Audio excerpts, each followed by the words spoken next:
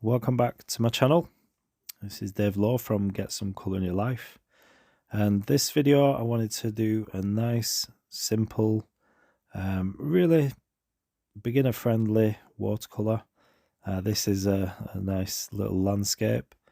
You can see I'm using A4 cold press paper, and the pigments I'm using today are from my M.grahams paints, which I really like using. They're really nice to use, really highly pigmented and really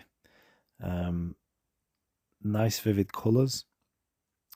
And for this one I'm actually using the board at a slightly less of an angle. I wanted to have less paint sort of coming down, and I started by using my 1-inch Hake brush just to wet the area of the sky. You can see I've taped off about the top third or so of the paper. So I want the sky to fill that area. So it's not going to be the main feature of this painting, but I wanted to make it interesting nevertheless. So I started off with almost a grey sort of mix, and this can be used just sort of mud out of your palette.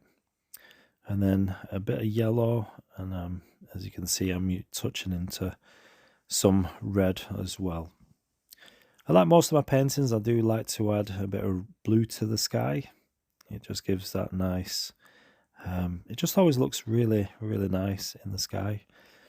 And if you are enjoying this video, then please do give me a thumbs up. It really does help the algorithm just send my video to more people, and it really does help a channel like mine.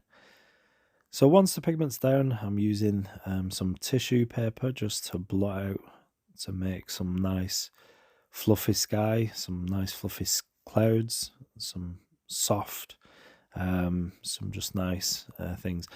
And sometimes when you're painting, you may find little blemishes on the paper. You could see I was trying to remove what it looked like to be a hair off the brush.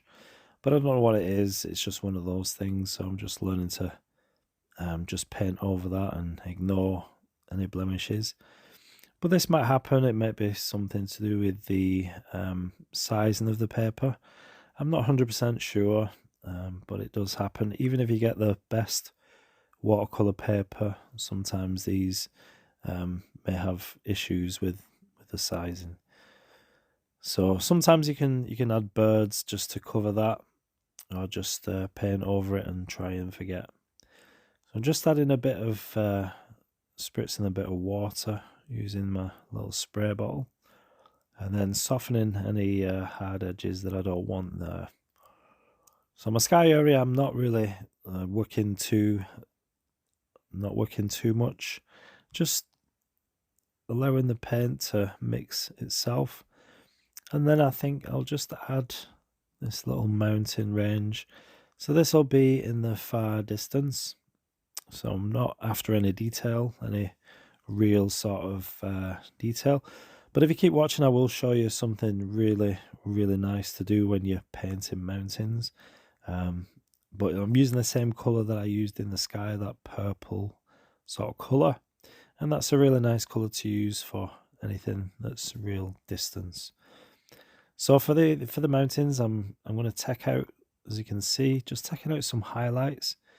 And I do this by using a clean damp brush, and then just coming down the pigment and taking away the side that I want to be highlighted. So really nice to do in your watercolor paintings, especially when it comes to mountains. You just follow the shape of the mountains and take out wherever you want to be those highlights.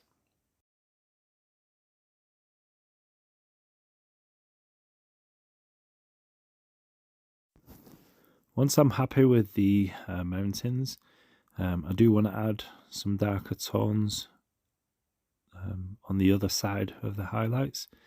Just help those highlights to stand out and give a really nice effect.